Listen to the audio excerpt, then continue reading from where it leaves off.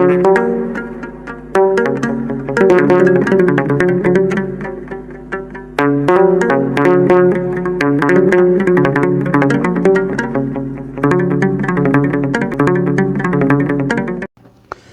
አብ ወወልድ ወመንፈስ ቅዱስ አሐዱ አምላክ አሜን። ብሩካን እግዚአብሔር ልጆች በእሱ የተወደዳችሁ በዘላለም ፍቅሩ በዘላለም መንግስቱ ተወደዳችሁ እግዚአብሔር አብ ልጆች አድርጎ የተቀበለን የተቀበላችሁ ኢየሱስ ክርስቶስ ዕዳ የከፈለልን መስቀል ላይ ያዳናችሁ መንፈስ ቅዱስ የዘላለም ማህተም የሰጣችሁ ያተማችሁ የእግዚአብሔር መንግስት ወራሾች የክብሩ ተካፋዮች እንድትሆኑ የተጠራችሁ የቅዱሳን ቤተሰቦች ሁላችሁ እንደምን ቆያችሁ? ሁሉን የሚችል አምላክ ጌታ ስሙ የተወደደና የተመሰገነ ይሁን። እግዚአብሔር ልጆች እንግዲህ ዛሬ ወደ ተዘጋጀልን ትምህርታችን ከመግባታችን በፊት ሰሞኑን የምንሰራው ቅዱስ ስራ አለ። በጣም ደስ የሚል ተሳትፎ እያደረጋችሁ ነው። መድኃኔዓለም ቤታችሁ ይግባ፣ በእውነት እጁን ይዘርጋላችሁ። በከምባታ ሀገር የሚገኝ ቤተክርስቲያን ነው የምንሰራው። የደቡብ ኢትዮጵያ ቤተክርስቲያናት ታውቃላችሁ፣ ብዙ ጊዜ አስተዋሽ የላቸውም። በጣም ብዙ ህዝብ የሚነጠቀው ከነሱ ነው። በጣም ቅን ህዝብ ያለበት ደግሞ ቦታ ነው። ታውቃላችሁ፣ ብዙ የእግዚአብሔር ብሩካን ለቤተክርስቲያን አገልጋዮች ያመጡ ዛሬ ወደ ቅኔ ቤት የሚገቡ ወደ ትልቅ አብነት ትምህርት ቤት ገብተው መምህራን የሚሆኑ ብዙ የደቡብ ልጆች እየወጡ ያሉባቸው ቦታዎች ናቸው። ትንሽ ሲሰራባቸው ደግሞ ብዙ ሰዎች የሚመጡባቸው ብዙ ሰዎች የሚመለሱባቸው ቦታዎች ናቸው። እና መድኃኔዓለም ገጠር ውስጥ ያለውን እንግዲህ በደንበኛ እግዚአብሔር ሰጥቶናል። እምነታችን ሊፈተን ነው። በረከት ቤታችን ሊመጣ ነው። ስትሰጡ የተጨነቃችሁባቸውን ጉዳዮች አብራችሁ ሰጥቻለሁ በሉ። ስጦታችሁ ጋር አንድ ላይ ጉዳያችሁን ስጡን። እግዚአብሔር እኔ ሁሉን የምትችል ሁሉን የምትሰማ ጌታ አለኸኝ። የማደርገው አንተን አምኜ ነው፣ የምሰጠው አንተን አምኜ ነው። አንተ ቤቴ ግባና ስራዬን ስራ ብላችሁ አምናችሁ ስጡ። ንዋየ ቅድሳት እንገዛለን፣ ቤተክርስቲያኑን እናገለግላለን። በደንብ ካህናት ዓመታዊ ደሞዝ ይከፈላቸዋል። እሱ እናስተካክላለን፣ ካህን እንቀጥርላቸዋለን። ቤተክርስቲያኑ ደግሞ እንደሚያስፈልገውን ነገር ጥገና አድርገን ጥሩ አድርገን እናሰናደዋለን። 9114138 ስልኬ ላይ ዋትሳፕ፣ ቴሌግራም፣ ቫይበር ላይ አለው። መልእክትን አኑሩልኝ፣ አድራሻውን ሰጣችኋለሁ። እግዚአብሔር እናንተን ቤታቸውን ይባርክ። ዛሬ በዳንኤል ትንቢት ላይ ትንቢተ ዳንኤል ምዕራፍ 1 ላይ ስለ ሶስቱ ሕፃናት የተጻፈውን ባነብላችሁ ደስ ይለኛል። ከእሱ ተነስተን ነው የምንማረው። እነዚህ ወጣቶች የይሁዳ ንጉሥ ኢዮአቄም በነገሰ በ3ኛው ዓመት በባቢሎን ንጉሥ በናቡከደነጾር ወደ ኢየሩሳሌም ወጥቶ ከበባት። የባቢሎን ንጉሥ ናቡከደነጾር ኢየሩሳሌምን መጥቶ ከበባት። ጌታም የይሁዳን ንጉሥ ኢዮአቄምን ከእግዚአብሔር ቤት ዕቃ ከፍሎ በእጁ ሰልፎ ሰጠው። እርሱም ወደ ሰናዖር ምድር ወደ አምላኩ ቤት ወሰደው። ዕቃውንም ወደ አምላኩ ግምጃ ቤት አገባ።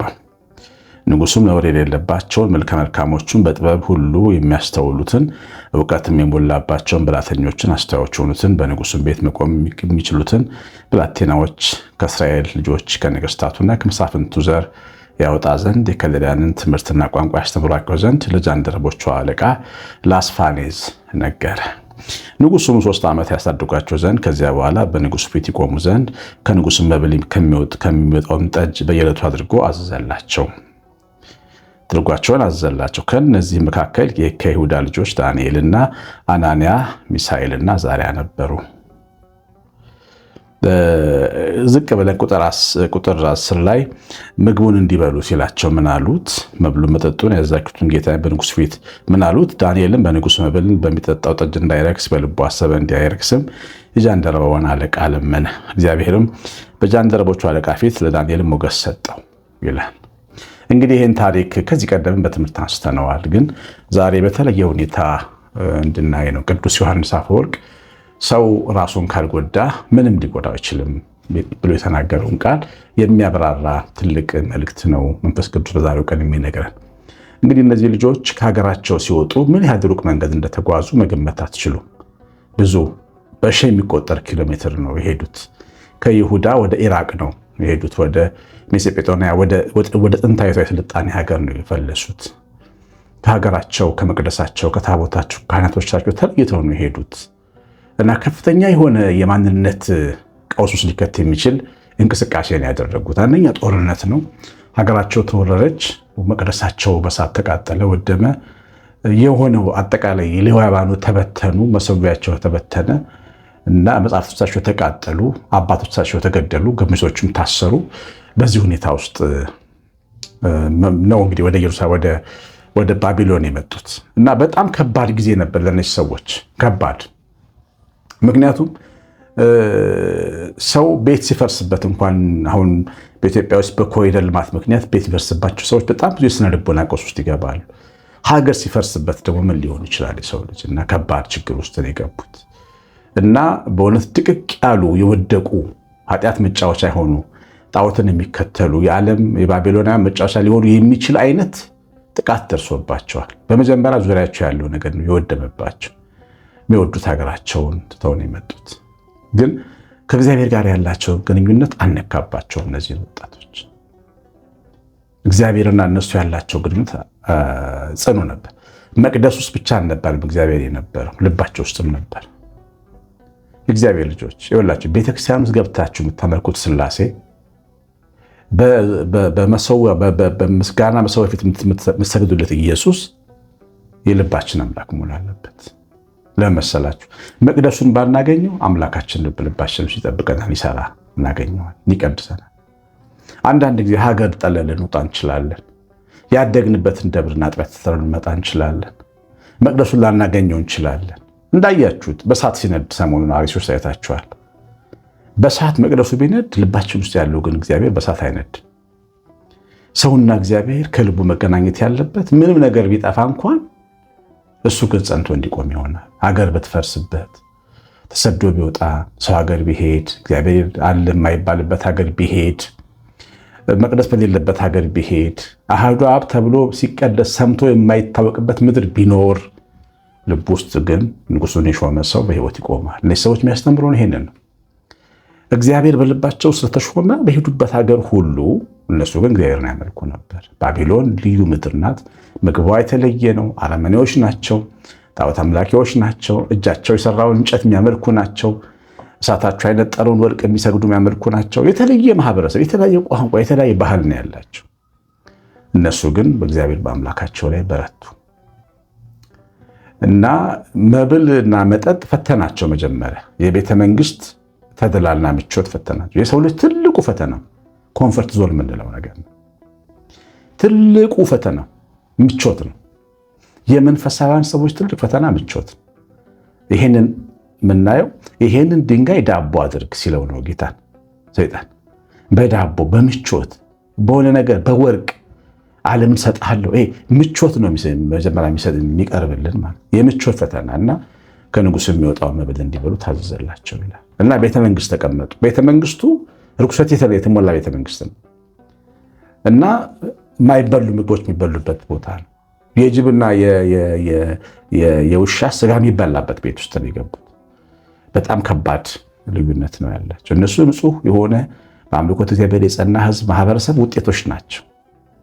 ልባቸው ውስጥ ያለው አምላክ ከዚህም ጠብቋቸው ነበር እና ከምግቡ እንዳይረክሱ ለመኑ ይላል። ራሳቸውን ጠበቁት። ሰው ራሱን ከጠበቀ ክፉ ሊነካው አይችልም። ዮሐንስ አፈወርቅ የተናገረውን ቃል ዛሬ የምንማር ራሱን ከጠበቀ ምንም አይሆንም። ልባቸው ውስጥ ያለው አምላክ ሚዛን ሰጣቸው። እባክህ ብለው ለመኑት። የጃንደረባው አለቃ እሺ አለ። ቆሎ ቆርጥመው እንዲኖሩ ፈቀደላቸው። ፊታቸውን እንደ ሰማይ እንደ ኮከብ እንደ መላእክት ያበራ ጀመር። ከበሉ ከጠጡት ባቢሎናውያን እና ሌሎች ሀገር ምርኮኞች ይልቅ የእነሱ ፊት ያበራ ነበር። እግዚአብሔር ከእነሱ ጋር ይሰራ ነበር። ተመችተውት ነበር። ይሄ በጣም አስገራሚ ነገር። ለእግዚአብሔር የምትመች ሰው ሁኝ እህቴ። አረብ ሀገር ኑሪ፣ አውሮፓም እነዚህ ምንድነው በረዶ ውስጥ ኑሪ፣ ውጭ ሩቅ ሀገር ሂጂ፣ ካናዳም ኑሪ፣ ኢትዮጵያ ገጠሩም ኑሪ እህቴ። ለእግዚአብሔር የምትመች ሰው ሁኝ። የአንቺ የልብ ፍቃድ ከእግዚአብሔር ጋር ለመኖር በጣም ወሳኝ ነው። የአንቺ ቁርጠኝነት ጌታሽ እንዲረዳሽ እጁን እንዲዘረጋልሽ ወሳኝ ነው። ወንድሜ ከጌታ ጋር መኖር ተለማመድ። ንጉሥህን በልብ ላይ ሹም። ንጉሳቸው ስለሾሙ አልተሸነፉም በባቢሎን እንጀራ። ይህን ፈተና ካለፉ በኋላ ሌላ ፈተና መጣባቸው። ሰሞኑን ቅዱስ ገብርኤልን ስናከብር ብናነሳው ታሪክ እሳት ውስጥ እንደሚከተት እግዚአብሔርን የሚያመልክ ሌላ የነሱን አምላክ በዱራ ሜዳ ላይ የሚተከለውን የወርቅ አምላክ ካልሰገዱለት ወደ እሳት እንደሚከተቱ ተነገራቸው። አዋጁ እነሱን ይመለከታል። ሁሉ ሰገደ። እምነት በልብ ነው ብሎም አንዳንዶች ሰገዱ። ከአይሁድ መካከልም የሰገዱ እኮ ይኖራሉ፣ እምነት በልብ ነው ብለው። 3ቱ ሕፃናት ግን የለም አሉ፣ አልሰገዱም። እና ማለመስገድ ብቻ ሳይሆን ንጉሱን አክብረው ግን ተናገሩት፣ እግዚአብሔር አዳኝ እንደሆነ ምናመልከው አምላክ ከእሳት ያድናል አሉት። ከዚህ ቀደም እሳት ውስጥ ገብቶ የወጣ ሰው አይተው ያውቁ። ከዚህ ቀደም የኤርትራ ባህር ሲከፈል አይተው ያውቃሉ። አለት ውሃ ሲያፈስ ሰምተው ያውቃሉ። እነሱ ግን በዘመናቸው አላዩት። እንደውም መቅደሳቸው እሳት ሲነድበት አይተዋል። እኔ በጣም የሚገርምባቸው መቅደሱን ያላዳነ እንዴት ያድነኛል ብሎ አለማሰባቸው፣ መቅደሳችንን አቃጥሎት እግዚአብሔር እንዴት እኛን ከእሳት ያወጣል ብሎ ማሰባቸው ይገርመኛል። ምናልባት በዘመኑ የነበረውን በመቅደስ ውስጥ የሚፈጸመውን ርኩሰት እያዩ ያዝኑ ስለነበረ የገባቸው ይመስለኛል። ከእሳት ያድነናል። እሱም የጨከነባቸው የእነሱ ቤተ መቅደስ ሲቃጠል ያልደረሰላቸው አምላክ እነሱን ያድናቸውን ብሎ የሚችለው አምላክ መስሎት ነበር። አሰርና ወደ እሳት ከተታቸው ወደ እሳት። እነዚህ ልጆች እሳት ገቡ፣ ነበልባል ውስጥ ገቡ ማለት ነው። ከባድ ውሳኔ ነበር እና እሳቱን የሚቆሰቁሱት እሳት ሲበላቸው አራጆቹ እነዚህ አስፈጻሚዎቹ በችኮላ ንጉሳቸውን ለማስደሰት በሰው ፊት ጠብር ግፍ የሚሉ አሉ አይደል? እንደዚህ ያልታደሉ ባሪያዎች እነሱን እሳት ሲበላቸው፣ እነዚህ ልጆች ግን እሳት ውስጥ ይራመዱ ነበር ከቅዱስ ገብርኤል ከመልአኩ ጋር ሆነው ማለት ነው። እግዚአብሔር በድል አወጣቸው። ይሄን ድል ያስገኝላቸው ግን ራሳቸውን መግዛታቸው ነው። ልባቸው ውስጥ ያለውን አምላክ ማዳመጣቸው። እግዚአብሔር ራስሽን ካልጣልሽ እህቴ ማንም ሰው አይጥልሽ። ራስሽን ጠብቂ። እግዚአብሔር ቃል አጥብቀ ልብህን ጠብቅ፣ የህይወት መውጫ ነው። ወንድም የራስን ጠብቅ። አካባቢን እያየ አትሸነፍ። ስነ ልቦና እንዳይደክም። እግዚአብሔር የሚፈራ ሰው የለ። በስራ ቦታዬ፣ በቤተክርስቲያኔ ኢቭን አንዳንዴ አገልጋዮቻችን እግዚአብሔርን የማይፈሩ ደፋሮች ሊሆኑ ይችላሉ። ቤተ መቅደሳችን እንደምንጠብቀው ላይሆን ይችላል። ግን እግዚአብሔር ልብ ላይ መኖር ይችላል። እግዚአብሔር በምንም ነገር አይሸፈንም። ጨለማ ባንተ ዘንድ አይጨልምም ይላል። የሰው ጨለማ እግዚአብሔርን አይጨልመው። ሰው ክፉ ሊሆን ይችላል።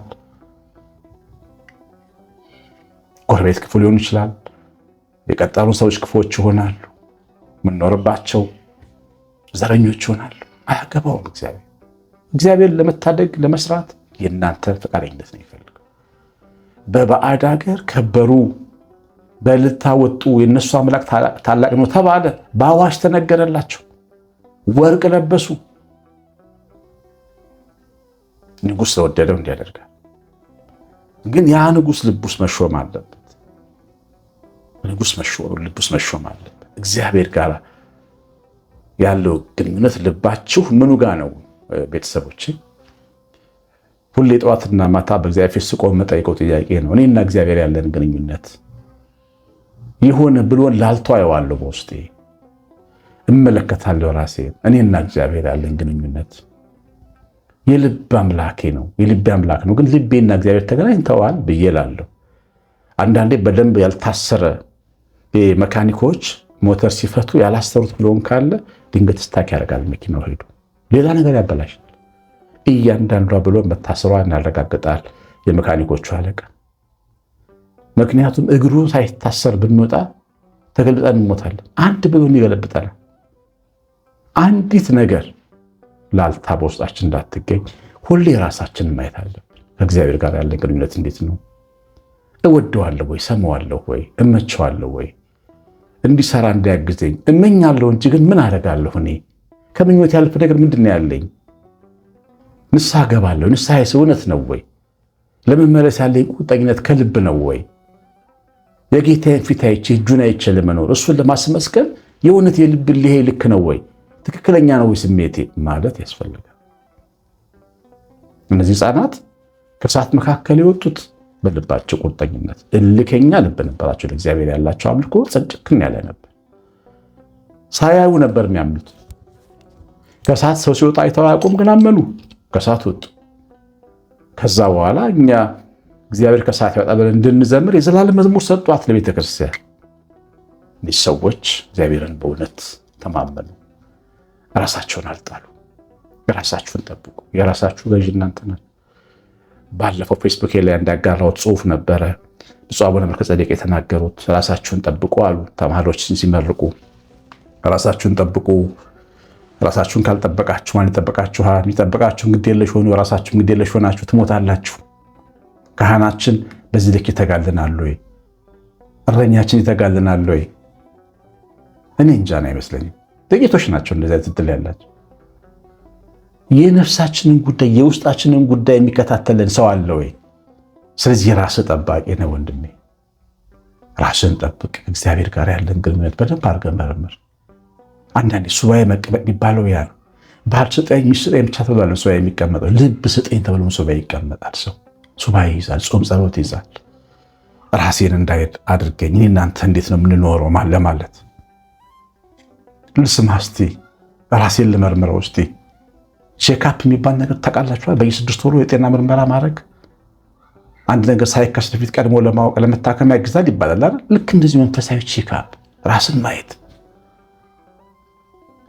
ውስጥን መመርመር፣ የልቤ ፍላጎት ዝንባሌ ምንድን ነው የምፈልገው ማለት ያስፈልጋል። እግዚአብሔር ልጅ እነዚህ ልጆች የሚያስተምሩት ይሄን ነው። ሰው ራሱን ካልጣለ ማንም እንደማይጥለው። እግዚአብሔር ይባርካቸው። ሰማኑን በልቦናችን ጻፍልን። እግዚአብሔር ቸርነት የቤታችን ረድኤት በረከት የምልአት ጥበቃ አብሮን ይሁን። እግዚአብሔር ይባርካችሁ። ሁሌም መጨረሻ ላይ የማሳስባችሁ ነገር ምንድነው? ቤተሰብ ሁኑ። ኮሜንት ሳትሰጡ አትውጡ። ላይክ በተኑን እዚህ ምልክቱን ተጨናችሁ ውጡ እና ያ ዩቲዩብ ፊት ለፊት እንዲሆን ትምህርቱ ያደርገዋል። የመድኃኔዓለምን ጉዳይ እንዳትረሱ። ቀሲስ አሸናፊ ገብረማርያም ነኝ። ሰላም